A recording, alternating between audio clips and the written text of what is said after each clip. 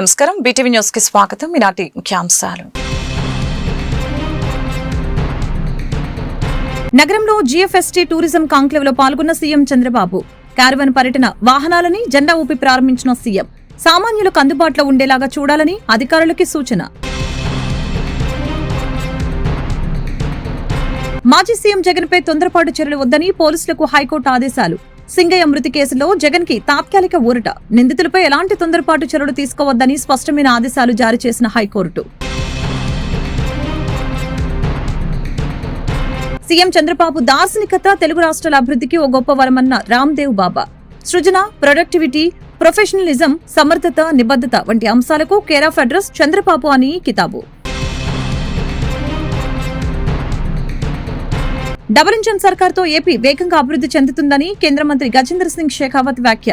చంద్రబాబుని కలిసి పలు ప్రాజెక్టులపై కూడా చర్చించామని వెల్లడి. ఇరిగేషన్, టూరిజం అభివృద్ధికి కేంద్రం పూర్తి సహకారం అందిస్తుందని స్పష్టీకరణ. విజయవాడలో నిర్వహించిన జీఎఫ్ఎస్టీ టూరిజం కాంక్లేవ్ లో ముఖ్యమంత్రి చంద్రబాబు నాయుడు పాల్గొన్నారు. క్యారవాన్ పర్యటన వాహనాలను సీఎం జెండా ఊపి ప్రారంభించారు. అనంతరం బస్సు ఎక్కి పరిశీలించారు. సామాన్యులకు అందుబాటులో ఉండేలాగా చూడాలని సీఎం అధికారులకు సూచనలు చేశారు. విజయవాడ నగరంలో ఏర్పాటు చేసిన టూరిజం కాంక్లేవ్ లో సీఎం చంద్రబాబు పాల్గొన్నారు. ప్రముఖ యోగా గురువు బాబా రామ్దేవ్ తో కలిసి పర్యటక క్యారవాన్ లు ప్రారంభించారు. టూరిజం రంగంలో 2 లక్షల కోట్ల పెట్టుబడుల లక్ష్యంగా ఈ కార్యక్రమం ఏర్పాటు చేశారు. పర్యటక ప్రాజెక్టులకి ఇప్పటికే రాష్ట్ర ప్రభుత్వం పారిశ్రామిక హోదా కల్పించింది. పర్యటక అభివృద్ధి సంస్థ 10,039 కోట్ల పెట్టుబడులపై ఒప్పందం కుదుర్చుకోనుంది. విశాఖ, అమరావతి, తిరుపతిలో హోటళ్ల నిర్మాణానికి ఒప్పందం జరగనుంది. కార్యక్రమంలో మంత్రి కందుల దుర్గేష్, ఎంపీ కేశినేని శివనాథ్ పాల్గొన్నారు. బాబా Ramdev Guruji, Chairman of GFST, is the main person, Mr. Thakkar now. Wherever he do work, he is doing extremely well. I am proud of him. We started an organization, Global Forum for Sustainable Transformation. Here concept is very simple.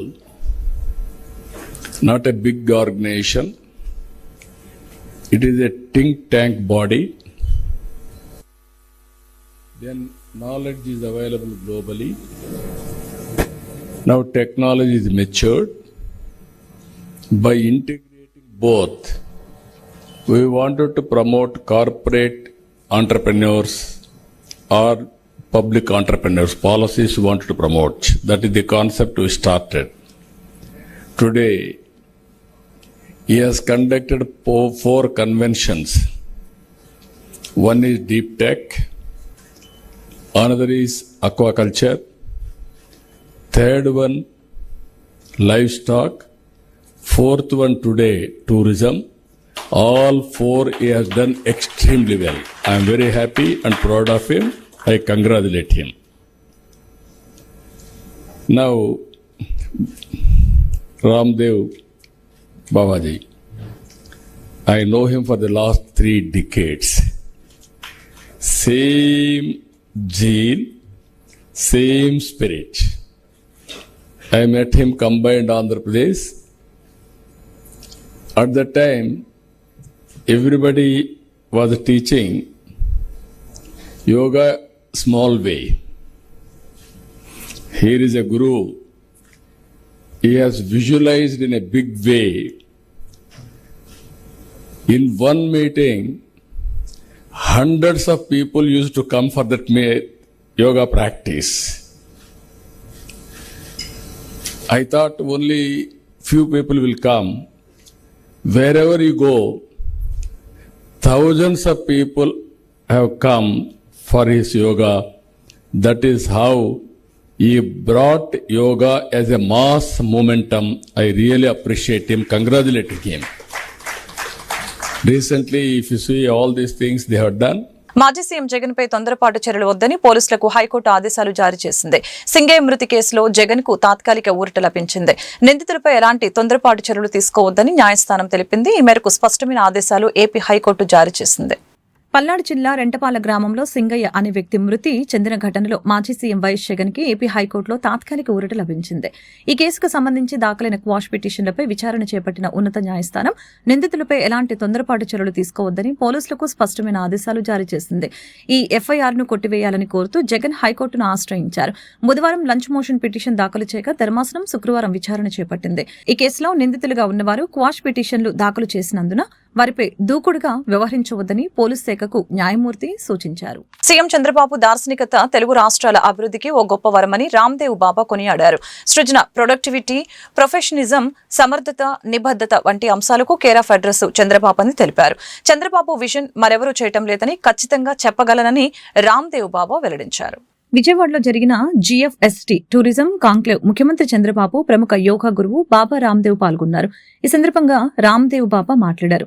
ఉత్తర భారత వాసులకు ఏపీలో ఉన్న పర్యాటక ప్రాంతాలు చాలా తెలియవని, వాటి గురించి పరిచయం చేయాలని తాను భావిస్తున్నట్లు తెలిపారు. యోగా, ఆయుర్వేద, నేచురోపతి అలాంటి అంశాలను పర్యాటక ప్రాంతాల్లో అవసరమని గుర్తు చేశారు. హార్స్లీ హిల్స్, అరకు, విశాఖ, రాజమహేంద్రవరం, పిచ్చుకలంక, సూర్యలంక లాంటి మంచి ప్రాంతాలు ఉన్నాయని వివరించారు. పారిస్, స్విట్జర్లాండ్, టర్కీ ఇలాంటి దేశాలకు పర్యాటకం కోసం వెళ్తూ ఉన్నాం. కానీ మన దేశంలో మరిన్ని అందాలున్నాయని తెలియదు. ఏపీలో ఉన్న పర్యాటక విధానం ఎంతో ఆకర్షణీయమని ఈ సందర్భంగా తెలిపారు. Smaller one? One family, sir. One family, One 3 family. seats. Sir, and this is four. cheaper, sir. This is about 80 rupees per kilometer. 80. So, yes. But people are 7 people. 6 to 7. Very good. Yeah. Yes. Concept is very good. Yeah. Now they will improve further. Yes. Ah, yes. Once So, we వాళ్ళకి say okay. manufacturing ఉంది కనుక, Yeah. Both of us. And one photo. You come, Guruji.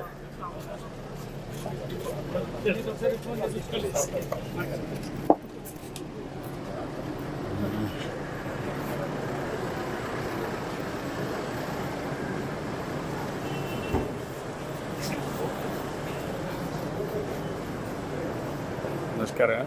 బాగున్నాను. మన కృష్ణబాబు గారు అల్లుడు పెండియాల కృష్ణబాబు గారు అల్లుడు అచ్చా. లోకేష్ గారితో జాయిన్ అయ్యాను సార్. ఓకే. కలుస్తాం. Thank you.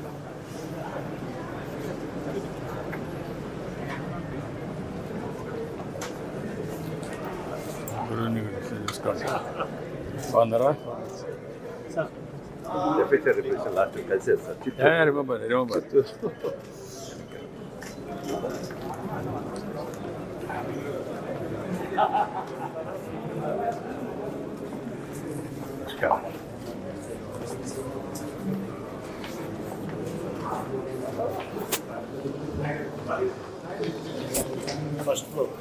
డబుల్ ఇంజన్ సర్కారుతో ఏపీ వేగంగా అభివృద్ధి చెందుతుందని కేంద్ర మంత్రి గజేంద్ర సింగ్ షేకావత్ వ్యాఖ్యానించారు. చంద్రబాబుని కలిసి పలు ప్రాజెక్టులపై కూడా చర్చించామని తెలిపారు. ఇరిగేషన్, టూరిజం అభివృద్ధికి కేంద్రం పూర్తి సహకారం అందిస్తుందని వెల్లడించారు. 1975 జూన్ 25వ తేదీన భారతదేశంలో అత్యవసర పరిస్థితి విధించబడిందని, ఇది ప్రజాస్వామ్యంపై అతిపెద్ద దాడి అని చెప్పారు. అప్పటి ప్రధానమంత్రి ఇందిరాగాంధీ అన్ని ప్రాథమిక హక్కులను కాలరాశారని గుర్తు చేశారు. ప్రధానమంత్రి నరేంద్ర మోదీ విజన్, ముఖ్యమంత్రి నారా చంద్రబాబు నాయుడు ప్లానింగ్ తో ఏపీలో అభివృద్ధి పనులు వేగంగా జరుగుతున్నాయని కేంద్ర మంత్రి గజేంద్ర సింగ్ షేకావత్ ఉద్ఘాటించారు. విజయవాడలో ఆయన మీడియాతో మాట్లాడారు. ప్రణాళికబద్ధంగా ప్రాధాన్యత క్రమంలో పనులు పూర్తి చేస్తామని స్పష్టం చేశారు. పహల్గాంలో పరిస్థితులు పూర్తిగా అదుపులోకి వచ్చాయని చెప్పారు. ఎమర్జెన్సీపై కేంద్ర మంత్రి గజేంద్ర సింగ్ షేకావత్ కీలక వ్యాఖ్యలు చేశారు. 1975 జూన్ 25వ తేదీన భారతదేశంలో అత్యవసర పరిస్థితి విధించబడిందని చెప్పారు. పత్రికలపై ఆంక్షలు పెట్టి అరాచకాలు వెలుగులోకి రాకుండా అడ్డుకుంటున్నారని, లక్షల మందికి పైగా అన్యాయంగా అరెస్టులు చేశారని ఈ సందర్భంగా గుర్తు చేశారు.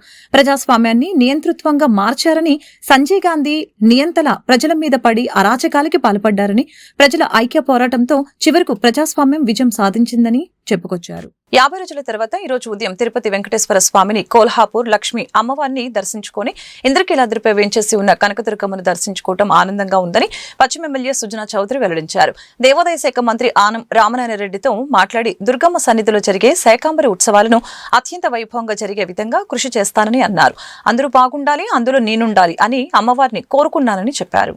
కనకదుర్గమ్మ వారిని పశ్చిమ నియోజకవర్గ ఎమ్మెల్యే సుజనా చౌదరి కుటుంబ సభ్యులతో ఇంద్రకీలాద్రిపై వెంచేసి ఉన్న కనకదుర్గమ్మ అమ్మవారిని దర్శించుకున్నారు.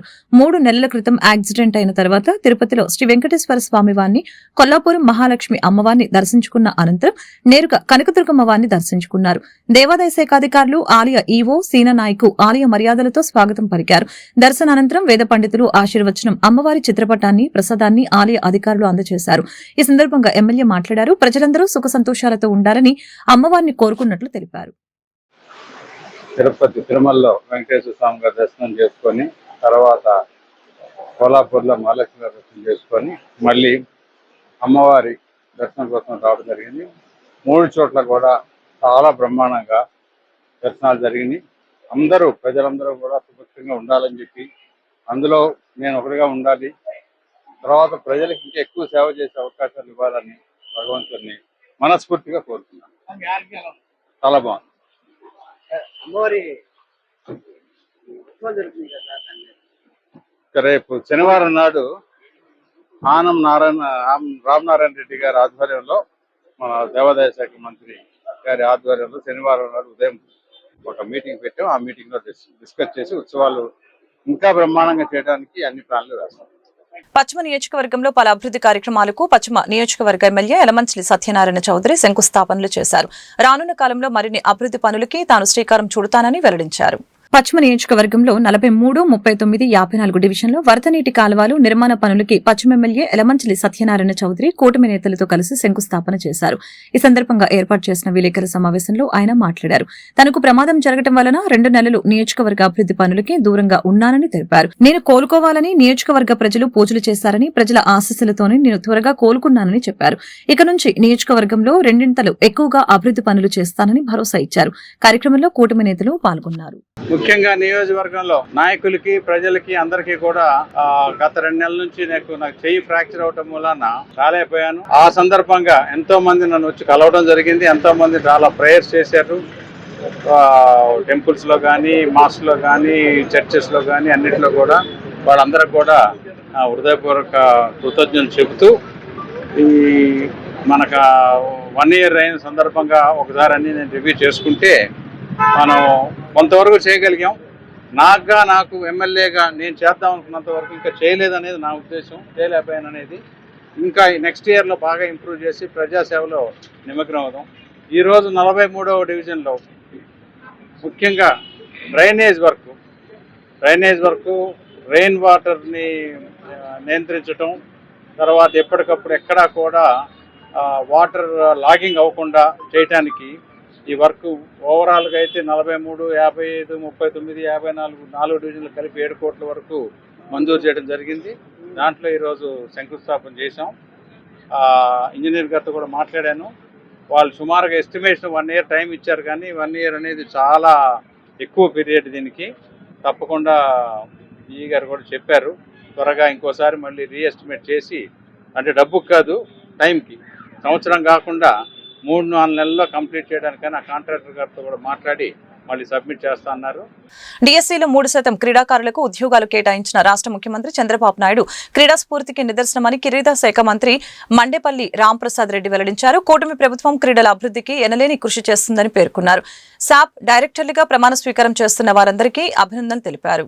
గురువారం ఆంధ్రప్రదేశ్ క్రీడా ప్రాధికార సంస్థ డైరెక్టర్ ప్రమాణ స్వీకారోత్సవం సాప్ చైర్మన్ అనిమిని రవినాయుడు ఆధ్వర్యంలో తుమ్మలపల్లి కళాక్షేత్రంలో అంగరంగ వైభవంగా జరిగింది. కార్యక్రమానికి రాష్ట్ర క్రీడా శాఖ మంత్రి మండేపల్లి రాంప్రసాద్ రెడ్డి, విజయవాడ ఎంపీ కేశినేని చిన్ని, మాజీ మంత్రి నక్క ఆనందబాబు, జబర్దస్త్ కమెడియన్ ఆటో రాంప్రసాద్, పలువురు ఎమ్మెల్యేలు, చైర్మన్లు పాల్గొన్నారు.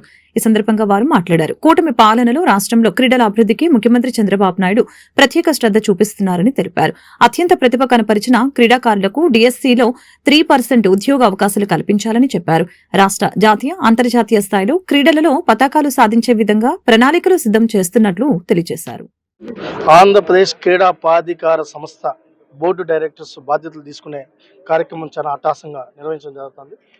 మా స్పోర్ట్స్ మినిస్టర్ రాంప్రసాద్ రెడ్డి గారి నేతృత్వంలో ఈరోజు డైరెక్టర్స్ అందరూ కూడా బాధ్యతలు తీసుకున్నారు. ఏదైతే గౌరవ ముఖ్యమంత్రి నారా చంద్రబాబు నాయుడు గారు ఈ రాష్ట్రాన్ని క్రీడాంధ్రప్రదేశ్గా మార్చాలని ఏదైతే సంకల్పిస్తున్నారో ఆయన సంకల్పానికి అనుగుణంగా మా డైరెక్టర్స్ కూడా పనిచేస్తారు. తదనుగుణంగా కూడా మా ఆలోచన విధానం ఉంది.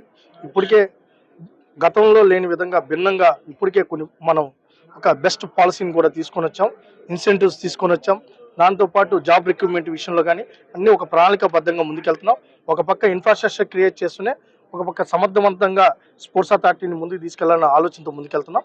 దాంతోపాటు ఇప్పుడు వచ్చిన ఎవరైతే బోర్డు ఉందో బోర్డు కూడా బ్రహ్మాండమైన బోర్డుని గౌరవ ముఖ్యమంత్రి గారు నియమించడం జరిగింది.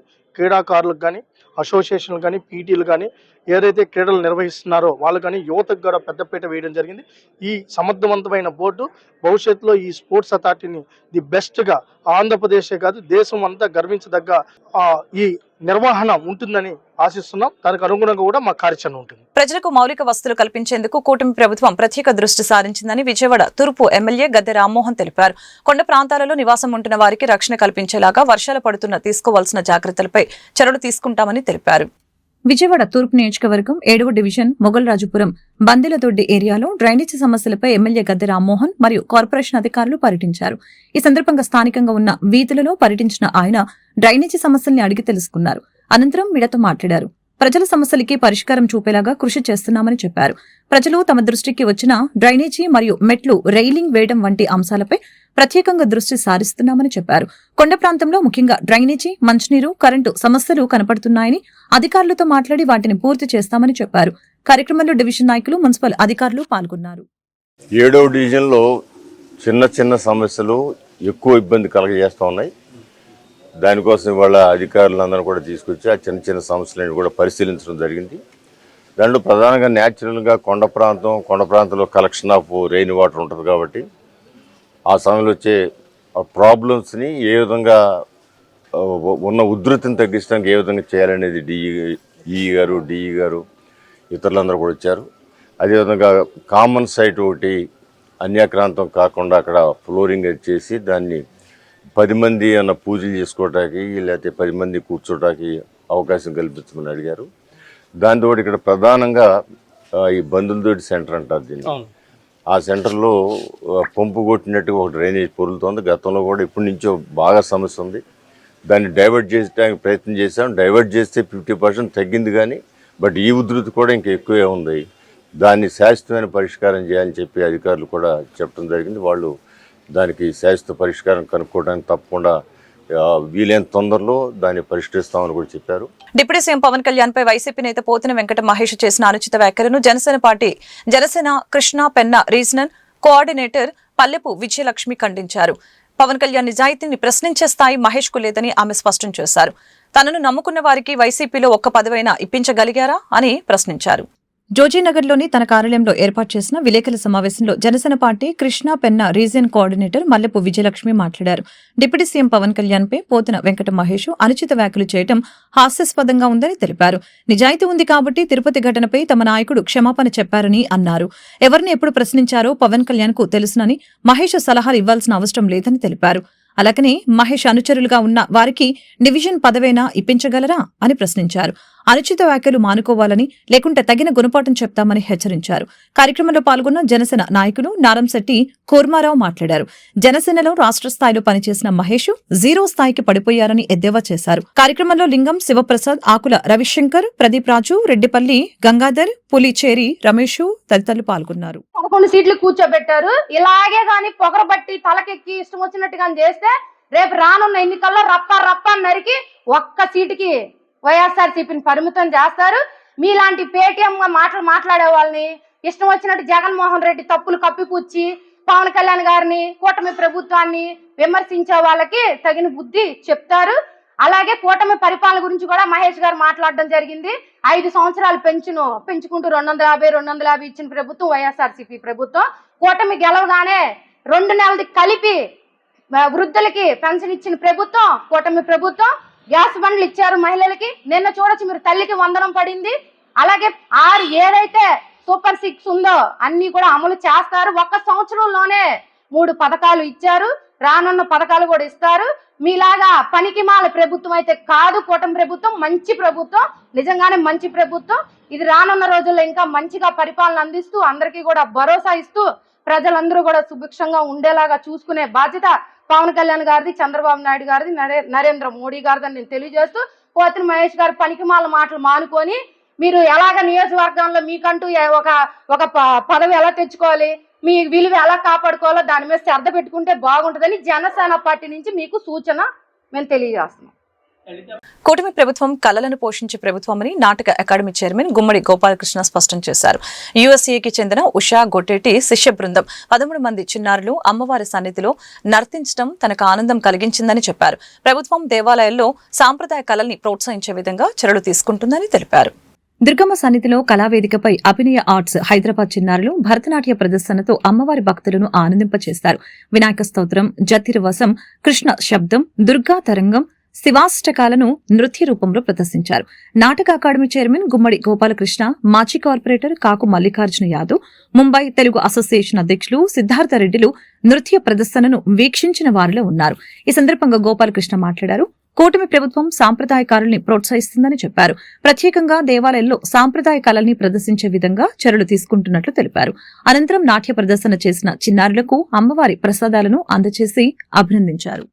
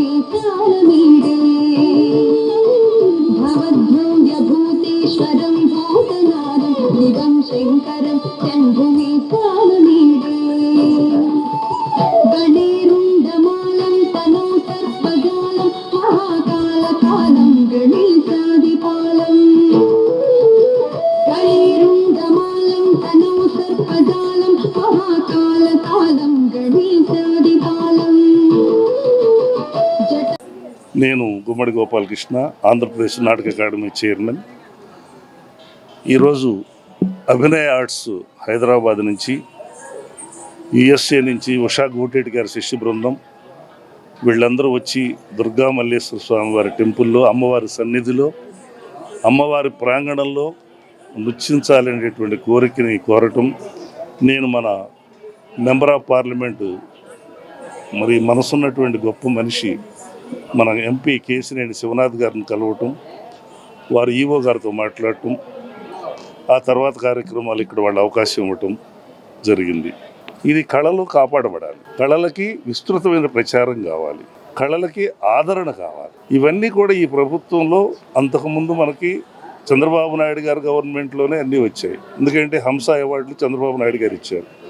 ఉగాది పురస్కారాలు, హంస అవార్డ్స్, కందుకూరి పురస్కారాలు, ఎన్టీఆర్ పురస్కారాలు, ఇవే కాకుండా అనేకమైనటువంటి పుష్కరాల్లో, గత పుష్కరాల్లో మనం చూసాం. కళాకారులందరూ సంతృప్తిగా 60,000 రూపాయలు పద్య నాటకానికి ఇచ్చి ప్రోత్సహించాం 12 ఏళ్ల క్రితం. ఇలాంటి కళలు మళ్ళీ విలసిల్లాలంటే, ఎందుకంటే ఒక 5 సంవత్సరాలు భ్రష్టు పట్టిపోయింది. కరోనా కాలంలో కూడా కళాకారులు అయ్యో మాకు కూడా 10,000 ఇవ్వండి, మీరు మానవతా దృక్పథంతో అంటే నేను కూడా ఉత్తరాలు రాస్తే మేమున్నాం మీకెందుకు అన్నట్టు హామీ ఇచ్చినటువంటి వ్యక్తులు కూడా పట్టించుకోవాలి. అటువంటి సందర్భంలో నేను అమెరికాలో నా శిష్య బృందం చేత నా డబ్బులు తీసుకుని వచ్చి దాదాపు 20 లక్షల రూపాయలు రంగస్థల కళాకారులకు అకౌంట్లో వేసిన చరిత్ర. ఎందుకు చెప్తున్నానంటే, కళలు ఉసురు మనకూడదు, కళాకారులు నిస్పృహ చెందకూడదు, అది ఉసురుగా పరిణమిస్తుంది. ఆ విషయం చంద్రబాబు నాయుడు గారికి తెలుసు. అందులో మనం ఉప ముఖ్యమంత్రి పవన్ కళ్యాణ్ గారు సినిమా నటుడు. సో ఇవన్నీ కూడా కలిసి వచ్చాయి. కందులు దుర్గేష్ గారు, ఆయన కూడా నటుడు. ఈ మధ్య మీరు చూశారు మన ఎమ్మెల్యేల ప్రోగ్రామ్స్లో ఎంత పాపులర్ అయిందో. ఇవన్నీ కూడా ఏంటంటే, మరి రామకృష్ణరాజు గారు డిప్యూటీ స్పీకర్ గారు దేవాలయ మంత్రి గారిని అడిగారు, రామనారాయణ రెడ్డి గారిని అసెంబ్లీలో ఆ స్పీకర్ స్థానంలో కూర్చొని అడిగారు, అయ్యా నా పర్సనల్ రిక్వెస్ట్ ఇది, దేవాలయాల్లో నృత్యాన్ని, హరికథని, నాటకాన్ని మీరు ప్రమోట్ చేయాలి అంటే రామనారాయణ రెడ్డి గారు మీరు తప్పకుండా చేస్తాం. మన తర్వాత నేను వెళ్ళి వాళ్ళని కలిశాను. వార్త ముగించే ముందు ముఖ్యాంశాలు మరొకసారి. నగరంలో జిఎఫ్ఎస్టీ టూరిజం కాంక్లేవ్ లో పాల్గొన్న సీఎం చంద్రబాబు. క్యారవన్ పర్యటన వాహనాలని జెండా ఊపి ప్రారంభించిన సీఎం. సామాన్యులకు అందుబాటులో ఉండేలాగా చూడాలని అధికారులకి సూచన. మాజీ సీఎం జగన్ పై తొందరపాటు చర్యలు వద్దని పోలీసులకు హైకోర్టు ఆదేశాలు. సింగయ్య మృతి కేసులో జగన్ కి తాత్కాలిక ఊరట. నిందితులపై ఎలాంటి తొందరపాటు చర్యలు తీసుకోవద్దని స్పష్టమైన ఆదేశాలు జారీ చేసిన హైకోర్టు. సీఎం చంద్రబాబు దార్శనికత తెలుగు రాష్ట్రాల అభివృద్ధికి ఓ గొప్ప వరమన్న రామ్దేవ్ బాబా. సృజన, ప్రొడక్టివిటీ, ప్రొఫెషనలిజం, సమర్థత, నిబద్ధత వంటి అంశాలకు కేర్ ఆఫ్ అడ్రస్ చంద్రబాబు అని కితాబు. డబుల్ ఇంజన్ సర్కార్తో ఏపీ వేగంగా అభివృద్ధి చెందుతుందని కేంద్ర మంత్రి గజేంద్ర సింగ్ షెకావత్ వ్యాఖ్య. చంద్రబాబుని కలిసి పలు ప్రాజెక్టులపై కూడా చర్చించామని వెల్లడి. ఇరిగేషన్, టూరిజం అభివృద్ధికి కేంద్రం పూర్తి సహకారం అందిస్తుందని స్పష్టీకరణ. ఈ వార్తలు ఇంతటితో సమాప్తం. మరొక బులెటిన్ మళ్ళీ కలుద్దాం. నమస్కారం.